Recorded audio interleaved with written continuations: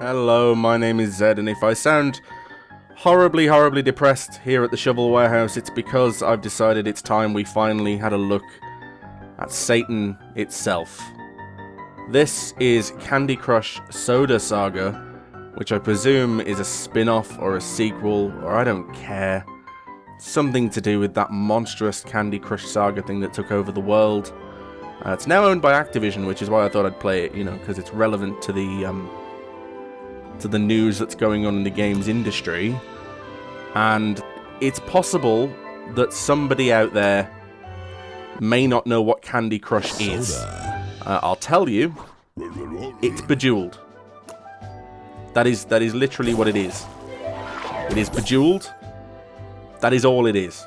It is exactly the same game as Bejeweled. If you've never seen Bejeweled, basically it invented this subgenre called the Match 3, in which you, as you can tell, match 3 things and then stuff happens.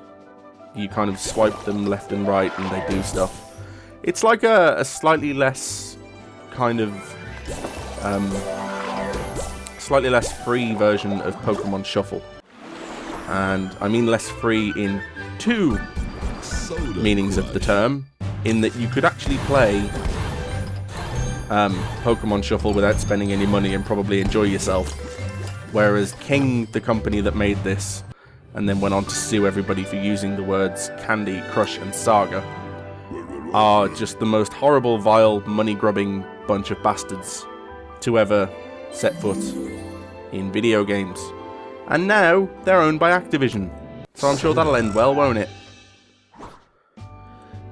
So yeah, this is really more of a kind of tasty public service announcement kind of video, just in case, as I say. I can't imagine there is anybody out there who doesn't know about this. But you never know, you might have been living under a rock for the last couple of years. It's basically, this game is played by literally everyone. If you have parents with a device or Facebook, they probably play this at some point. And it's something you may not know. I read an interesting article about this. Some of the levels are designed to be impossible, so that you're forced to spend money to progress. And therein lies the problem I have with it. I'm not that much of a snob that I'm against people having fun playing whatever the hell they want. Like, I don't think everybody should be out there playing Dwarf Fortress or something. But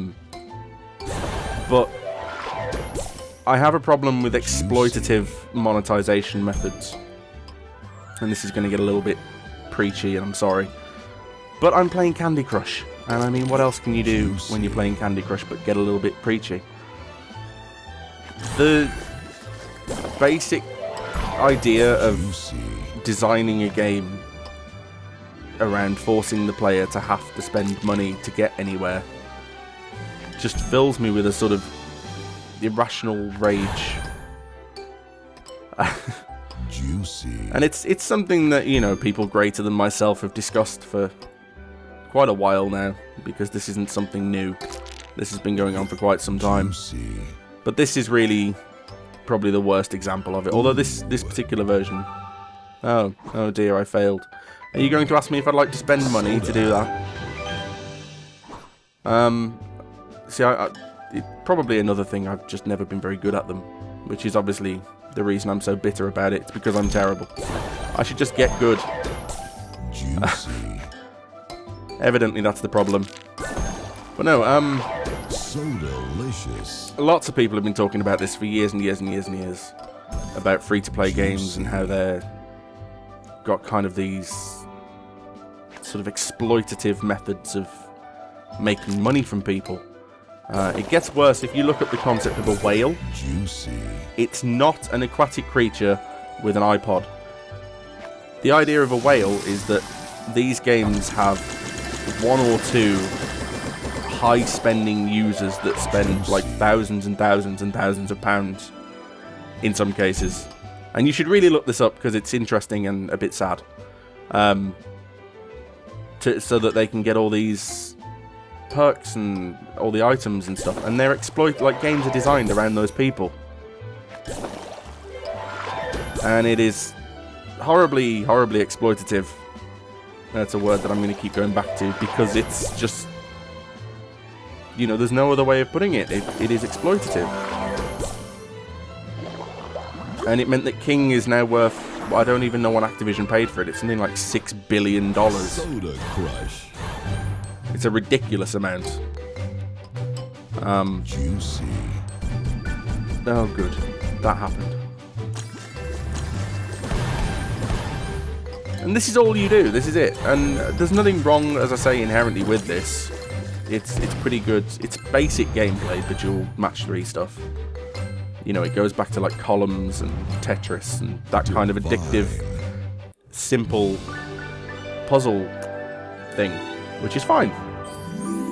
But imagine in Tetris if you could buy the long ones. Soda.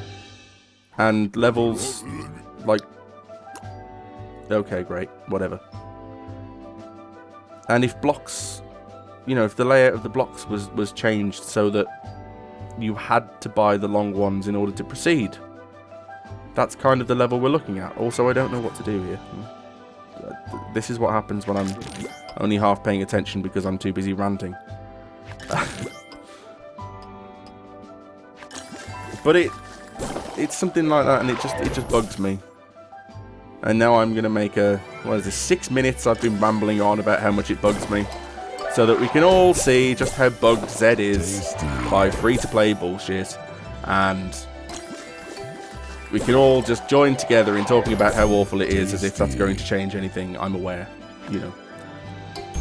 It's because there's nothing interesting to say about Candy Crush Saga, because the match 3 has kind of had its day and we're done and we can all move on with our lives. I hope. And again, I have to reiterate, because I'm sure somebody will pull me on this. I'm not against people playing casual games and enjoying themselves. Play what you want, enjoy it, I don't mind. The things I have a problem with are the sketchy business practices that make millions and millions and millions of dollars and just kind of... They just make me go, ugh. You know, it's like an injustice. Like, I want to put on a cape and I want to go out and fight all the injustices, but I can't. All I can do is make YouTube videos about them.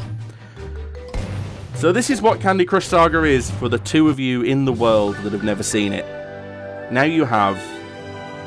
Now even you are not safe. And I can only apologise for that. And I'm sorry. And I hope it doesn't negatively affect your life in some fashion. Thank you for listening to me rant.